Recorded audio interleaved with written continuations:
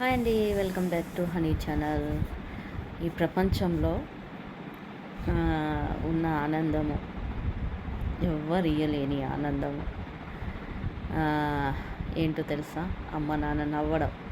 చూడండి, అమ్మ నాన్నను నవ్వుతూ చూసే ప్రతి ఆ, కూతుర్లకి వాళ్ళ అమ్మ నవ్వుతుంటే, ప్రతి కొడుక్కి వాళ్ళ అమ్మ నవ్వుతుంటే ఎంత ఆహ్లాదాన్ని ఇస్తుంది కదా.